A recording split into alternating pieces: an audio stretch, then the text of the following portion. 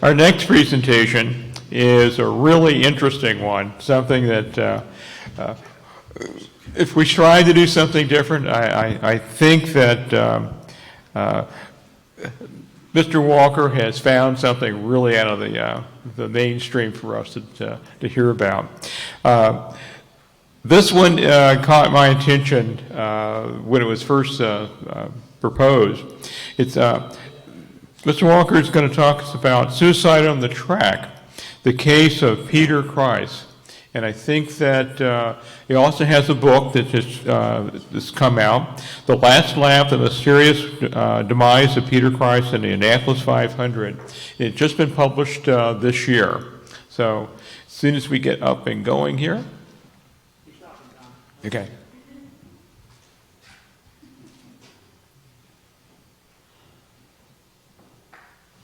Hit mute, Bob. Turn the camera.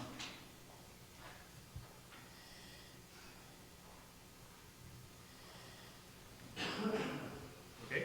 Now you got to hit the thing on the bottom.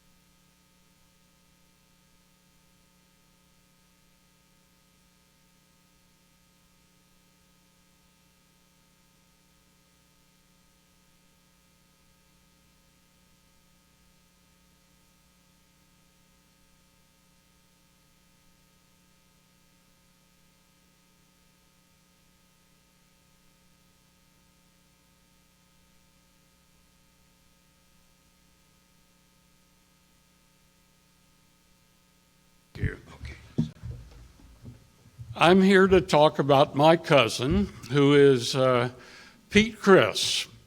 Pete raced from 1925 at Indy to 1934, 9 years. And his career ended with the wreck that you see on the right. He was killed in practice in 1934. In doing this, I became attracted to this story when I was a little kid. This, you'll see in a minute, his tombstone is in my family cemetery in Knoxville, Tennessee. And I used to go to that cemetery, and frankly, it blew my socks off. You will see why in just a second. But Pete was the son of a wealthy man, John Kreis, seated here, who was a multimillionaire. He built railroads, and he had marble quarries on his land, and many stones from that marble quarry were used to build the buildings on the National Mall in Washington, D.C. Like a lot of fathers, and especially like, if you know Joseph Kennedy, who fathered John and Robert and Teddy, he wanted to build a dynasty. And he pushed his three sons, and the three sons from left to right are John Jr., Pete, who is the race driver, and Harmon. And he pushed these kids very hard. He wanted them to be risk takers. He wanted them to be daring. Pete began driving on the back roads of Knoxville. So he would have loved this road course. He would have loved the first road course here at Watkins Glen. He drove on roads like that. And he learned how to drive using his father's 1920 Marmon, which was he souped up and drove around the back roads. There was one race course in Knoxville, and he drove on it.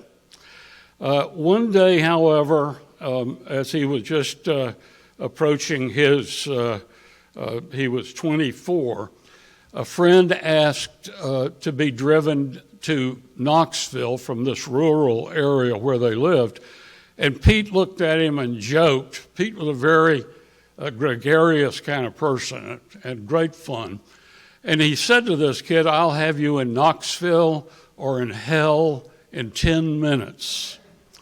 It was a very cold night. They hit some black ice. The Marmon flipped over. The boy was killed, and Pete was knocked unconscious. He apparently had a traumatic brain injury. He began suffering from flashbacks and things of that sort, but he kept driving. And his father knew his son was depressed, and he knew only one way to go, and that was to keep charging. So he and Pete took the train to Indiana, and he bought his son the top of the line Duesenberg Roadster. And to buy that car, which was $10,000, by the way, and the average salary, I think, was about $600 a year then. So you can imagine what kind of wealth they had. But he had to become a member of the Duesenberg team. And Fred and Augie took him out to the track, tried him out, and they knew that my cousin had speed. This man could travel. Pete got off to a fast start. In his first race, which was at one of the board tracks in Culver City, California, he couldn't get the car started when the flag dropped. He started dead last and finished second, going through the field, and this man knew how to achieve speed. He was 8th in his rookie year at Indy. The Duesenberg brothers and Peter DiPaolo, by the way, whom I talked with during the course of my research, tried to get him to slow down a bit because he was impetuous. And so he did finish 8th at the Indy in 1925. Tommy Milton, a very famous driver, elected to take Pete to Monza to race against Formula One or Grand Prix cars. And Pete started off on the front row, and the second sweep around, you know the Parabolica curve, which is steeply banked. He came out of that curve in first place and set fast lap. Now he thought, because of the difference in language, he thought he had set a track record, and that'll come into play in a while. But he had the fast lap. The third lap, the car transmission gave out, and he spun into a curve called the Portalesmo. and it's claimed a lot of cars. It's still there. When you watch Monza, you will see it. He switched to Miller. Miller, he had driven a couple of the front-wheel drive Millers, and he liked them. He liked board tracks.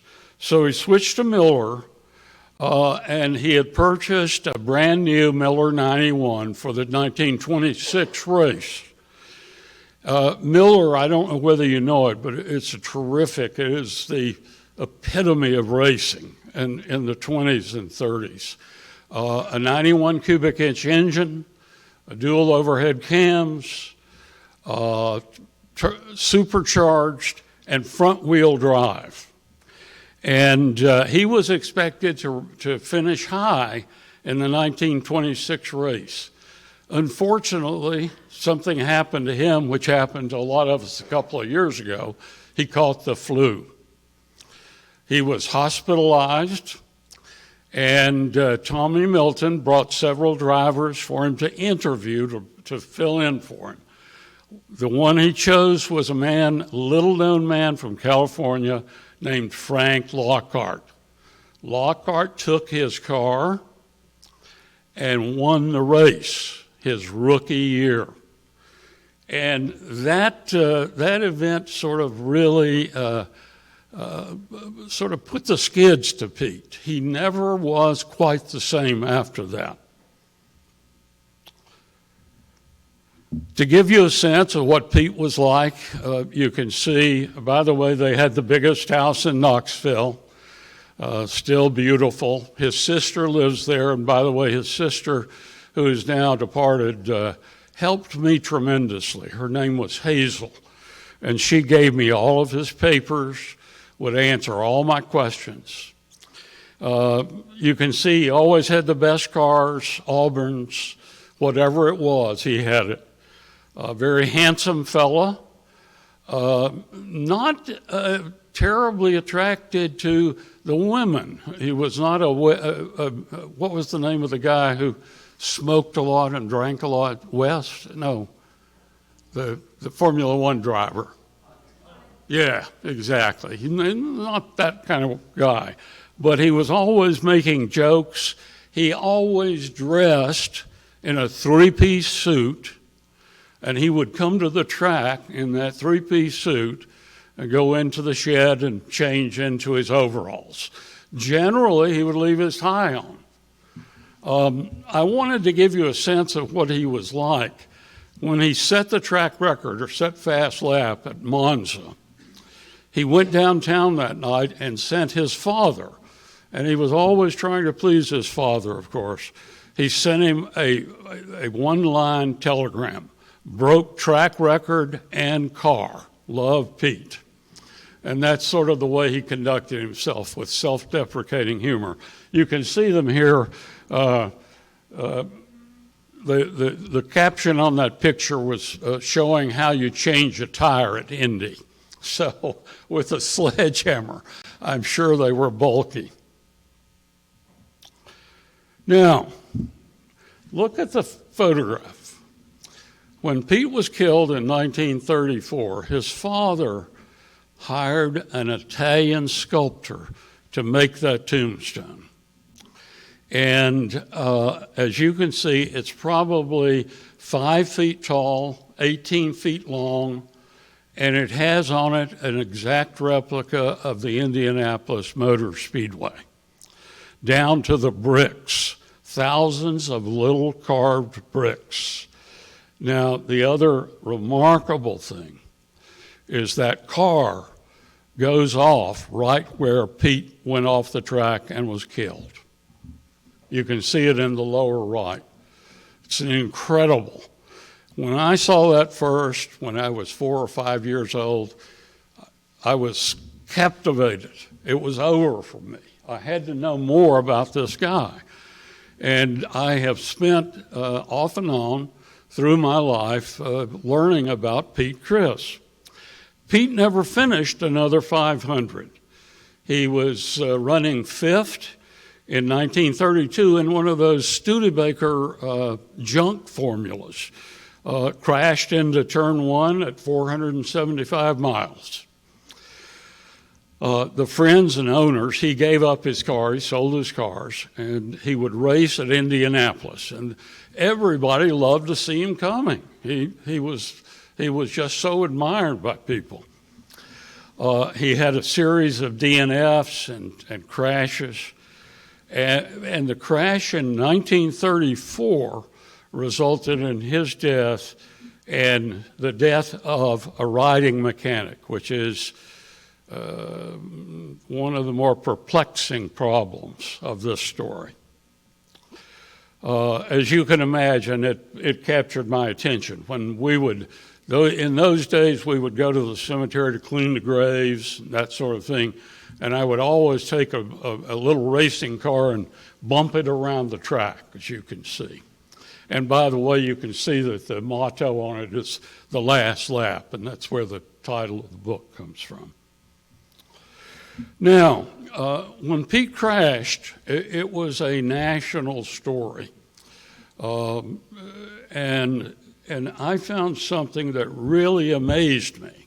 And at that time, by the way, the subtitle here says, "Death of Pete Kreis, a mystery, drivers say."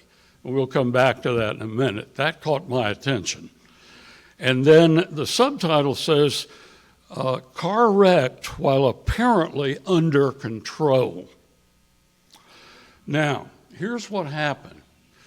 He was going at a relatively slow speed, about 100, and these cars could blast along on the straights up to about 160. And he went into turn one and then got on top of the retaining wall and slid perfectly balanced for 75 yards. Perfectly balanced. A state patrolman saw this and swore to this. He said, "I could not believe that he was balanced right on top of this." The way he got up on top, look at this element that the track had installed in a few years earlier. This is a berm that comes up from the track level to the wall.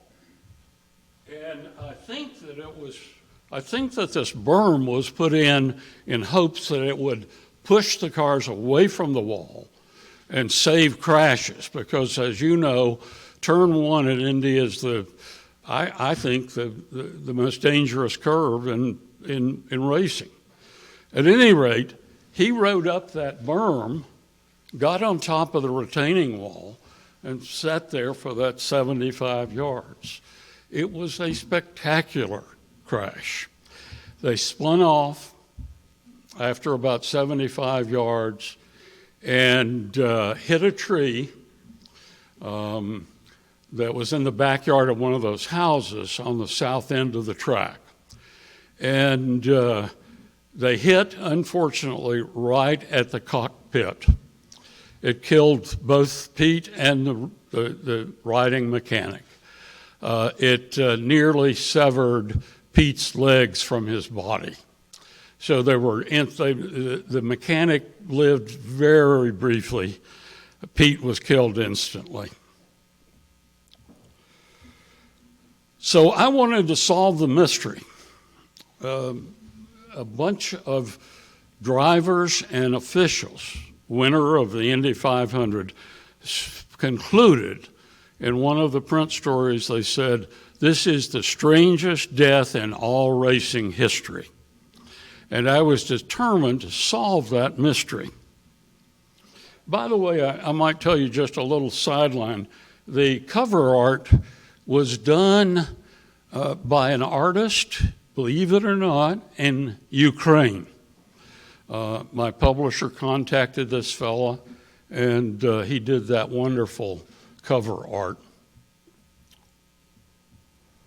Now, I did some research on suicide. The article had given me some evidence to think that there might have been suicide involved.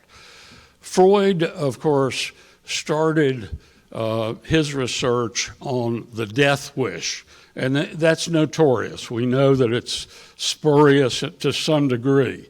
But he said that people who go through a trauma, as Pete did when he killed the young man, have one of two reactions. The first reaction is people flee away from the danger. And you know that that's notorious about what happened to World War I veterans. They would hear a car backfire and they would hit the ground, thinking that it was shell fire. The second reaction, however, and this is a rare reaction, is that people, if they've gone through this trauma, try to do it again to prove that they can conquer the fear that this trauma induced in them. So we know more about PTSD now, and I think Pete had a case of PTSD. Harvard has done a medical doctor at Harvard has done a lot of research into suicide, and he found that potential victims of suicide engage in a series of near-death accidents to practice subconsciously their final act. Their psychological pressure closes them off from other people. They lose friends. There is often a slight precipitating factor that may be very tiny, but it kicks them off. And then in some cases, and this is of course the key to proving suicide, there's an announcement in a note or gesture. Pete began to practice suicide. One of my uncles knew him well. Pete decided to buy an airplane. Eddie Rickenbacker had talked him into it. Peter DiPaolo told him it was a great idea. And Pete bought a Waco biplane. And one day he was taking off from an airport in Knoxville, and the engine cut out. They couldn't turn around. It flopped into the Tennessee River upside down. Pete got out very quickly. His co-pilot was trapped, but Pete went back down into the water and freed this guy from the seatbelt. Lost part of a finger, had bones, as you can see, damaged his eye. And as we go through this, you're going to see that more and more Pete began to have what we would call accidents, but they're not really accidents. Now, there was no doubt about the kind of professional driver Pete was. You see a picture here of Pete shaking hands with Henry Ford. This was taken in 1932. Ford was standing in turn one in the infield. Pete came down and did a 360, a Danny Sullivan move. And Ford said, "That guy can really drive. I want to meet him." And they ushered Pete up, and he met Henry Ford. So Henry Ford, who was a pretty good driver himself in the old days, Barney Oldfield days, realized that Pete could handle cars. And he was well known for being extremely good at recovering from spins. He had a series of accidents, 3 personal wrecks in 1932. He saw 5 deaths at Indy in 1933. Plane crash was 32. Then I found this interesting item. Dave Lewis, a driver who had been in Indy and raced several years, had retired and moved to California. Dave one day shot himself. And I found an article in the Indianapolis newspaper that said there was a lot of talk about suicide at the track the other day. It said many people don't believe that Dave Lewis committed suicide. And then a driver is quoted as saying, "Dave would not have done it with a pistol. if he had wanted to kill himself, he would have just lifted his hands when he was going into one of the turns at Indy and crashed through the wall.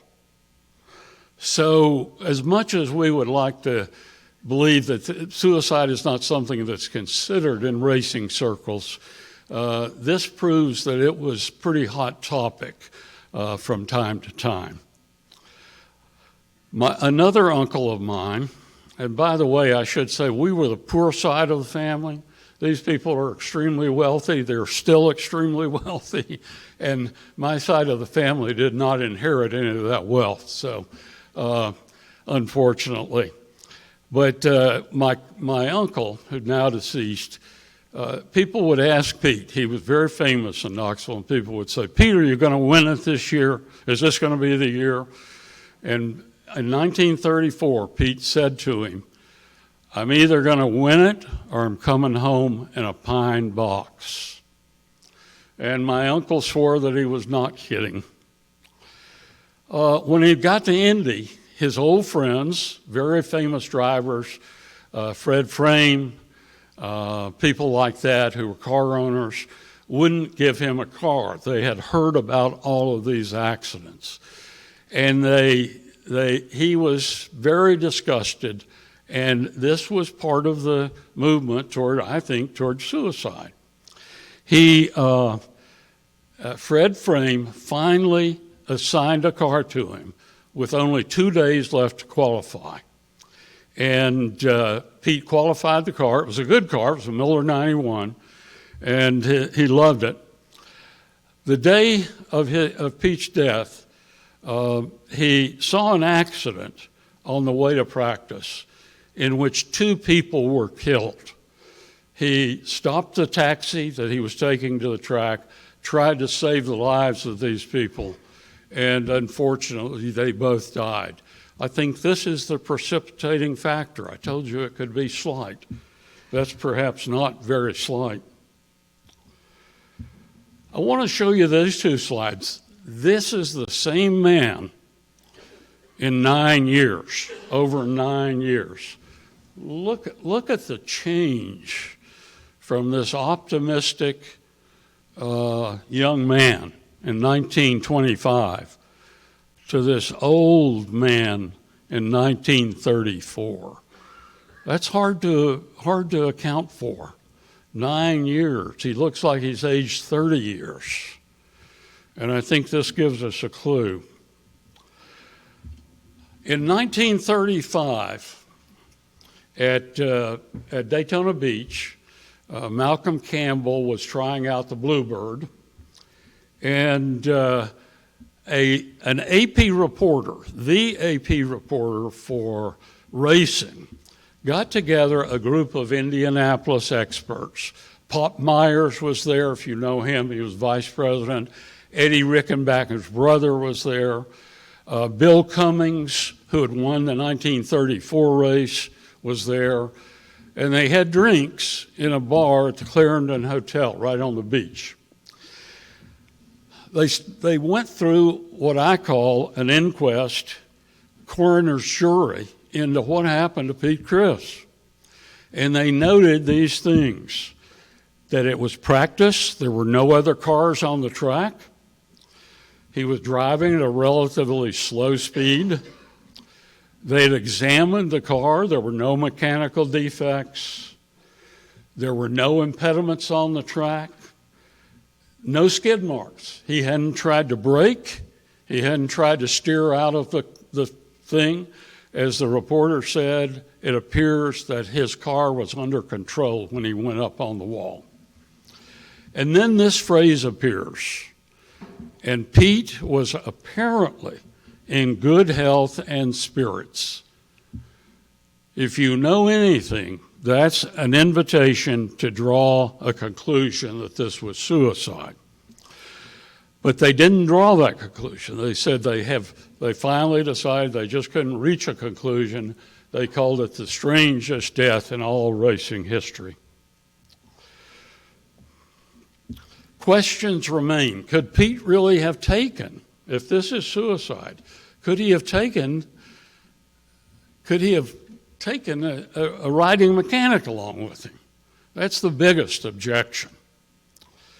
The researchers that I've read point to the fact that when someone is on the verge of suicide, he just closes down and he's got a psychic vision that just closes down and he doesn't consider other things. There was, of course, a precipitating event. We know that suicide can be an impulsive act. He could, however, and this is my alternative, had been having a flashback. He mentioned these flashbacks. He talked about them, and he said, every now and then I lose my nerve, but I get it back. And it may have been that he was having those flashbacks. But the biggest thing, of course, is there was no note or gesture. Now, I told you about Pete's sister, Hazel. Hazel was quite old when I met her, a wonderful lady, just wonderful person. Strong, energetic. All three of her brothers died, and she took over the family and ran the outfit. When she called me one day and said, "Bill, I need you to come down. We need to have one of our talks." And when I got to her home, this big Italianate villa, she said, "Bill, I have something I haven't told you." And I could see she was getting old, and she knew she was headed for the last roundup. And I said, "Well, Hazel, what is it?" And she said, "Pete knew he was going to die that day." And I said, "Well, Hazel, how do you know that? How do you know that he knew?" She said, "He had a premonition." And we'd been talking for years, and she hadn't told me this story. I said, "Well, how do you know this?" She said, "Pete had a diamond ring, and I used to tease him about that diamond ring. Every time I would see him, I'd say, 'Pete, when are you going to give me that ring? I want that ring.' And he would tease her back. They were very close. And he'd say, no, Hazel, it's not time for you to get the diamond yet." Well, right before the practice run, right before Pete went out for his last run, he took the ring off, gave it to the pit captain, and said, "If anything happens to me, make sure that my sister gets this ring." Now, Hazel saw this as a premonition, that it was God's will that Pete was going to die, and she knew it, he knew it, and he accepted it. I see it as a gesture announcing that he had decided to commit suicide. And that's the final, or the closing, near the closing chapter of the book. That's what has convinced me. I don't know of any other way to interpret this. I don't believe in premonitions of this sort. Now, the end of the Kreis dynasty. Pete's father was overjoyed because the tombstone was named the best tombstone of the year 1935 by the New York Times. I guess that's a runner-up prize, but at any rate, you can see here the car. Pete's brother, John, died in a car crash that he caused. He was encouraging a man to go faster. They had one of the old throttles on the steering wheel. He jammed the throttle forward, crashed into an abutment, and it killed him. His brother Harmon had been gassed in World War I, and he died of alcoholism a year later. They all died within 3 years. 3 self-destructive deaths. None of the boys reached 40. It's just like the Kennedy story. 3 sons dying of violence. His wife, John's wife, died of heart attack. And then if you're writing a novel, you could put this in. The state condemned their beautiful farm and converted it to an insane asylum. And I have said that that makes an ironic statement about the family, what kind of family it was. I believe that the father was one of these hard-driving patriarchs who drove his sons to death.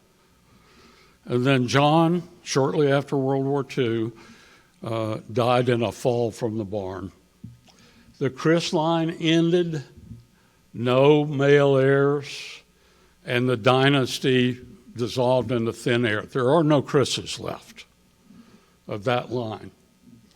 And the family continues to have some unbelievably either bad luck or self-destructive tendencies.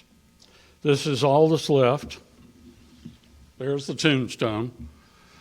My wife, who's seated over here, would come up to about right here on this. It's huge. They had to put a concrete foundation 6 feet deep underneath it to keep it level.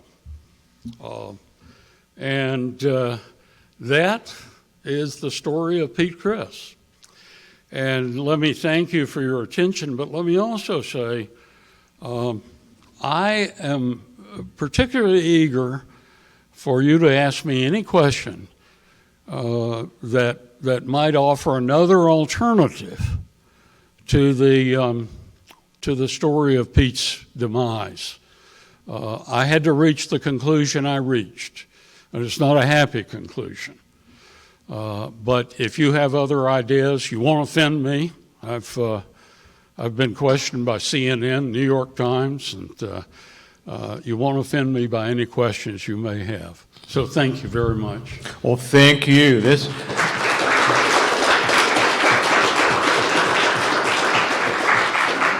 You may have retired the trophy, one of the more interesting presentations we've ever had. I'll put that right out front.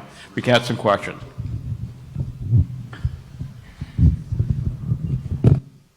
By the way, I'm suffering a malady today. I should tell you, I have some difficulty in hearing, and wouldn't you know that my hearing aids died last night? We'll have a burial here. So I may struggle to understand you, but please go ahead. Can you please read the line on the tombstone on the bottom, the very bottom? Yeah. The tombstone is very interesting. And in the book, I sort of analyzed the last lap. It reflects more the father, John Kreis, than it does Pete Kreis. This guy is waving a checkered flag, and it says the last lap. And by the way, the other line is Indianapolis Speedway. This is a portrait of Pete, but I talk about the way that I think John really inflated his son's reputation. The last lap suggests, I think, that there was a victory involved. The black and white checkered flag suggests that, and these are somewhat misleading, and some of the people in Knoxville remarked on that when it came up. Did Pete's brothers have any children? There were no children. I'll tell you this story.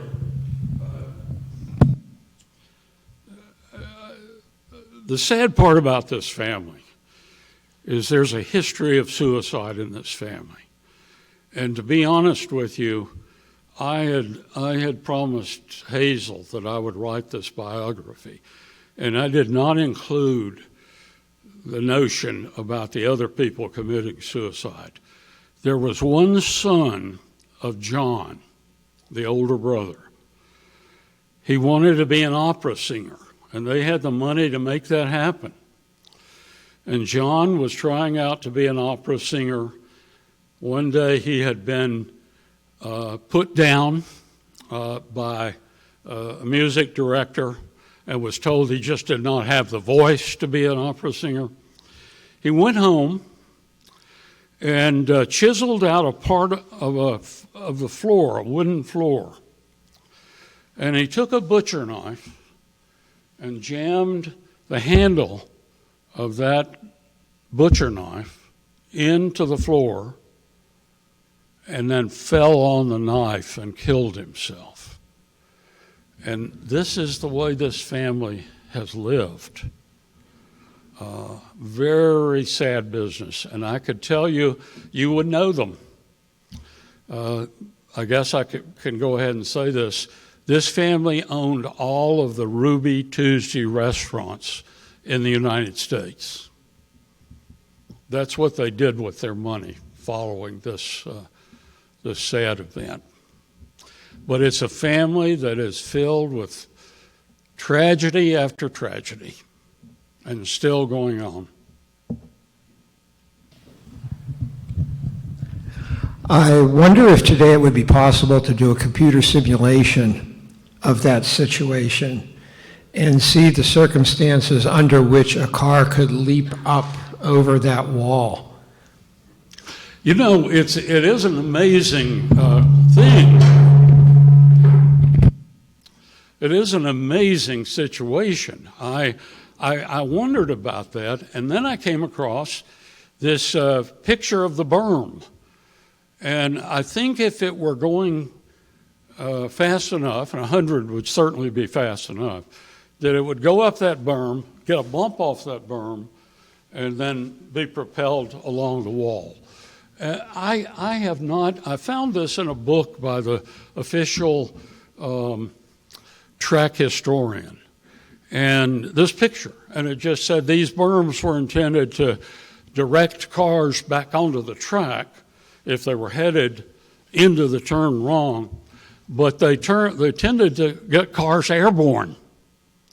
And they were done away with 2 or 3 years after that. So I wish I knew more. If you've ever tried to research things at Indianapolis, it's difficult. They're not as welcoming as our research center down here. And, you know, you need to go through, really do a deep dive into archival stuff to find that out. But I think it was that berm, and there were berms at each of the corners. So. Yeah, I was going to ask, what was his relationship with these riding mechanic? Because he was killed, right, in the wreck. I mean, it seems like he tried to save people. He would do that and take the life of somebody and stuff. Or? Well, that's the one, to me, that's the one flaw in my argument. Yeah. Could he really have decided to do himself in at a time that he had another person in the car? Yeah. Now, I must admit I gave in to psychological theorizing, and what I said was that it might have reminded him that of the young man he had in his car when he had the accident in Knoxville, that he had a passenger in the right front seat. And that's the only thing I have, and I must say, I thought long and hard, and if you read the book, you will see my sort of agonizing over this interpretation. But the diamond ring story is such powerful evidence that I have to believe that that's what he did. Okay. And what about his brother and his father? Was that a suicide too, or I mean, could have been? No, I don't think he did. He was this man never gave up. Never gave up. He was the son of a Civil War hero. They did foolish things to test their luck. Foolish things. And he taught his sons to do foolish things. So it was a difficult thing. I see we're reaching the end, and I've enjoyed this. Can I tell you one more story? And this is just very brief.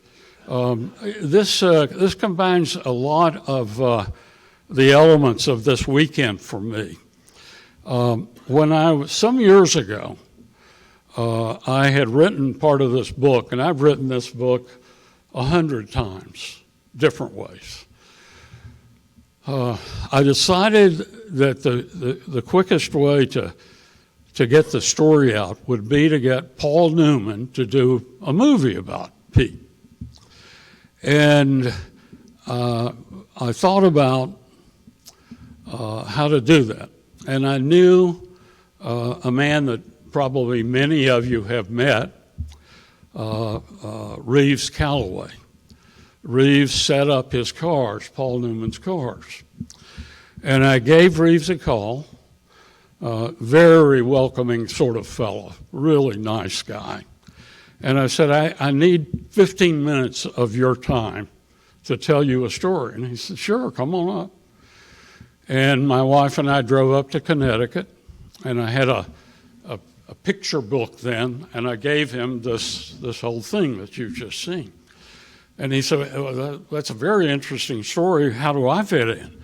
And I said, I want you to give this to Paul Newman and see if he'll do a movie of it. And he said, Paul will love this story. And he took the books and took them to Paul Newman.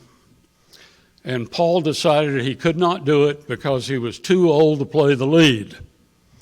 And so now I have a very nice letter from Paul Newman on my wall.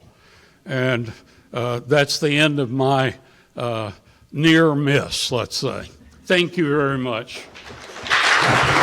Thank you. Thank you very much. Again, that's probably retired the trophy, at least for a good while, of incredible presentations we've had.